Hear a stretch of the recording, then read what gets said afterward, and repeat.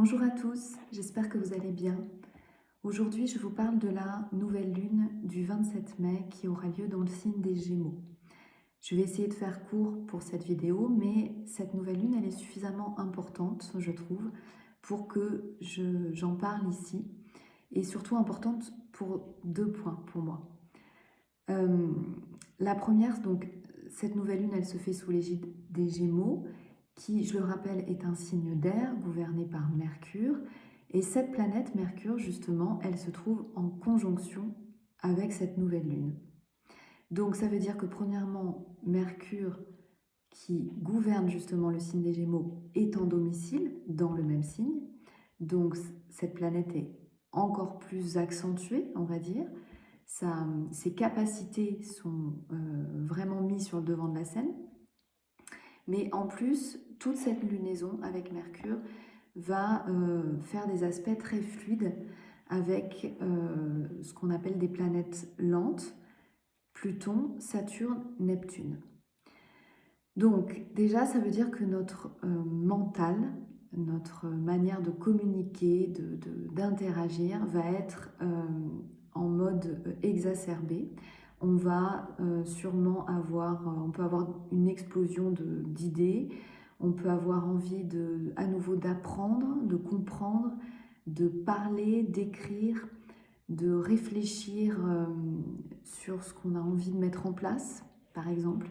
C'est une lunaison qui nous invite vraiment à voir les choses sous un nouvel angle, à nous ouvrir à des nouvelles perspectives, même à se débarrasser de certaines pensées qui jusqu'à présent ont pu être limitantes.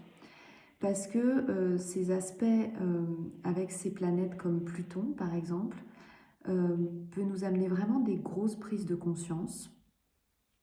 On a l'enthousiasme qui vient du signe des Gémeaux et puis ces aspects avec ces signes de feu, c'est bien. Mais avoir l'ancrage, c'est mieux aussi. Et on sait que les signes d'air et les signes de feu se complètent très bien. Et le fait que ça soit aussi bien relié avec Saturne fait que ça va nous permettre de structurer nos réflexions et surtout de voir plus loin que le bout de notre nez. C'est-à-dire que ce que vous allez vouloir lancer à partir de cette nouvelle lune, ça ne va pas être juste une lubie passagère, ça peut au contraire être un projet, une initiative qui va s'inscrire dans la durée, qui va nous pousser à aller vers des aspirations beaucoup plus profondes, et tout en gardant les pieds sur terre justement. Donc c'est là où cette lunaison apporte vraiment un équilibre entre ce qui va être ancré et ce qui va nous apporter de la joie de vivre. Le deuxième point important que je voulais aussi aborder pour cette nouvelle lune, c'est la conjonction de Vénus au moment de cette nouvelle lune avec Chiron en bélier et aussi ce dernier trigone entre Vénus et Mars qui est ici, qui est en Lion. Pourquoi c'est important? Parce que Vénus et Mars, c'est quand même les deux archétypes du féminin et du masculin, du yin et du yang, donc de l'équilibre en quelque sorte, parce que pour moi l'un ne va pas sans l'autre, et que ces deux planètes ont joué quand même un rôle très important depuis le début de l'année, depuis janvier, donc depuis 4 mois, je vais revenir dessus dans un instant. Et c'est justement le dernier alignement qu'il y a entre eux. Alors l'aspect exact a eu lieu c'est déjà passé, ça a eu lieu le 22 mai dernier, mais c'est toujours actif au moment de cette nouvelle lune. Et pour moi, c'est un peu, comment dire, la conclusion, la finalité de ce qu'on aura vécu ces derniers mois. Donc, pour expliquer un petit peu le début et revenir en arrière, même si je crois que j'en ai parlé dans un post en janvier dernier, Vénus et Mars, en fait, nous ont offert, je dirais, comme un parcours initiatique. Voilà, je vais l'appeler comme ça, en 3 phases. Pourquoi je nomme parcours initiatique? Parce que pour moi, ces 3 trigones qui ont lieu avec ce point commun entre Vénus et Mars, ça a symbolisé une étape, je dirais, de transformation dans la recherche de cet équilibre intérieur qu'on avait à trouver. Donc, pour revenir concrètement, au niveau des dates, le 25 janvier dernier, il y a eu le premier aspect, donc le premier trigone qui s'est fait entre Vénus et Mars. À l'époque, Vénus était dans le signe des Poissons, donc en signe d'eau. Mars était dans le signe du Cancer, signe d'eau également. Donc ça s'est fait en signe d'eau la première fois. Donc Mars était dans le signe du Cancer, mais il était rétrograde. Ça veut dire quoi? Ça veut dire que les émotions étaient présentes, mais l'action était en tout cas comme paralysée à ce moment-là. C'est-à-dire qu'on ressentait, mais on ressentait tout fortement, parce qu'avec Vénus en Poisson, les émotions étaient vraiment très profondes, mais pour tout ce qui était le côté action, en tout cas, on ne pouvait pas agir. On ne pouvait pas agir encore, on était, j'utiliserai le mot de gestation émotionnelle. Ensuite, le deuxième aspect qui s'est produit, c'était le 6 avril. Donc le 6 avril, la tension commence à monter, on a donc le deuxième aspect. Vénus est toujours dans le signe du Poisson, signe d'eau encore. Mars est toujours dans le signe du Cancer, mais là c'est inversé, c'est-à-dire que Mars a repris sa marche directe, mais Vénus, elle, est en position ce coup-ci rétrograde. Donc, ça veut dire que là, on peut bouger, on veut bouger, justement. On veut passer à l'action, mais tout reste un peu flou avec cette Vénus rétrograde.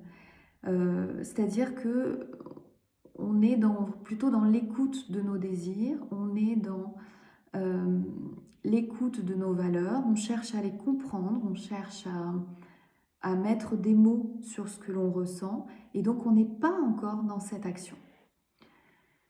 Et là, depuis la semaine dernière, donc le 22 mai exactement, j'ai envie de dire c'est l'heure de vérité, c'est l'explosion du feu, parce que là, Vénus, elle est passée dans le signe du Bélier, elle est sortie du signe Poisson, elle est passée dans le signe du Bélier, et Mars est sorti du signe Cancer et est passé dans le signe du Lion.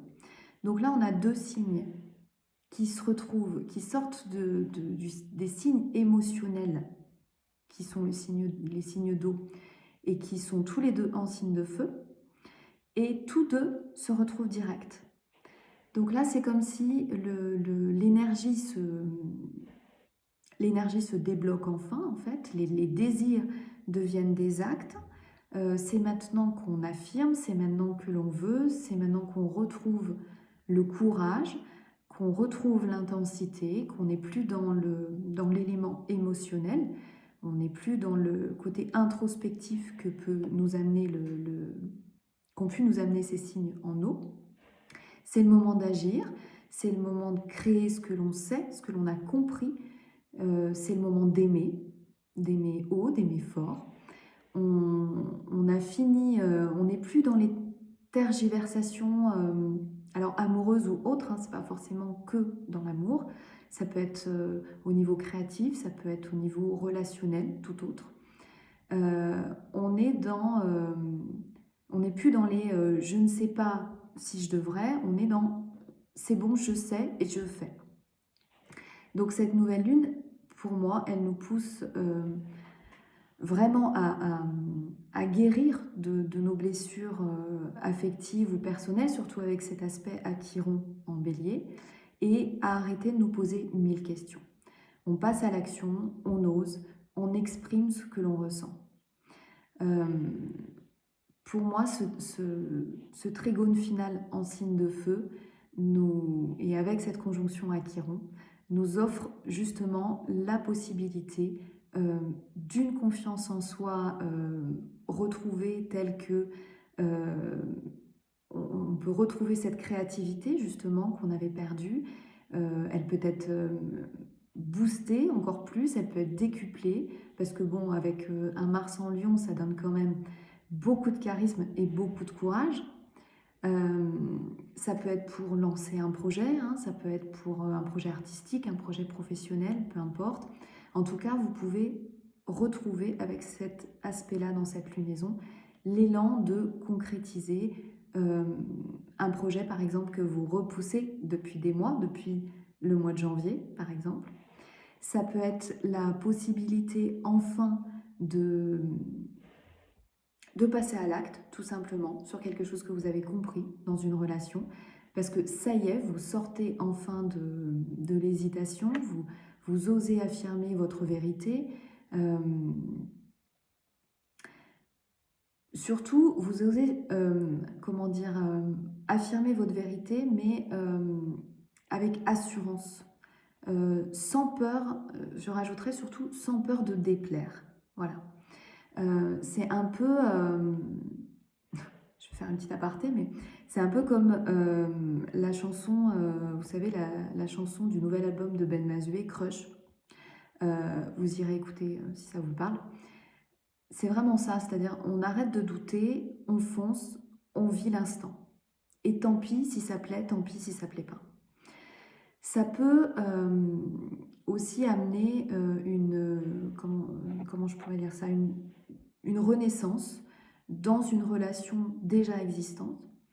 Vous avez compris ce qui bloquait, vous avez compris ce qui est à dépasser, en tout cas au niveau blocage, et du coup la relation peut renaître avec un nouvel entrain. Alors pour cette dernière option, j'aimerais quand même rajouter quelque chose. Attention, attention à l'illusion et à la différence, je dirais, entre passion et profondeur. Parce que ici, on a deux signes de feu.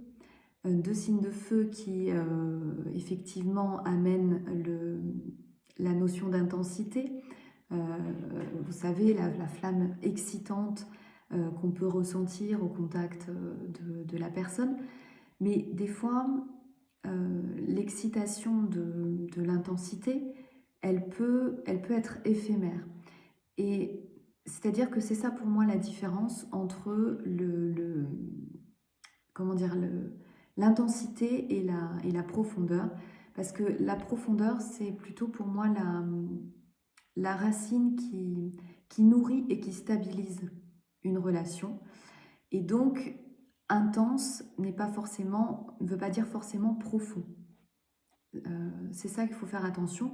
Et une relation intense, ça peut vite devenir une prison émotionnelle si au bout du compte, cette intensité est vécue comme de la dépendance ou de la peur de perdre l'autre. On a tous l'exemple en tête d'une passion qui peut devenir obsessionnelle parce qu'on a très vite cette idée de couple fusionnel. Alors couple fusionnel du début, mais qui, avec le temps, parfois, l'un s'oublie dans l'autre, voyez, finalement, dans la relation. Donc l'intensité peut devenir dépendance si on ne fait pas attention. L'amour peut devenir contrôle et non équilibrant et profond. Donc, ce dernier trigone de mai, c'est plutôt le moment justement de créer une nouvelle manière d'aimer, une nouvelle manière d'aimer avec intensité, hein, pourquoi pas, mais avec conscience, pour que cette passion justement ne devienne pas une fusion destructrice, mais plutôt, si on prend la symbolique du feu, un feu équilibré, un feu qui donne de l'espace à chacun, un feu qui permet d'éclairer le chemin de l'autre, de libérer son authenticité, d'oser dire oui, d'oser dire non, d'oser aimer en fait d'une manière authentique sans forcément se perdre. Voilà. Bon, je voulais faire court, je ne sais pas si ça a été court. En tout cas, merci de m'avoir écouté. Je vous souhaite une bonne journée et je vous souhaite surtout une très bonne lunaison.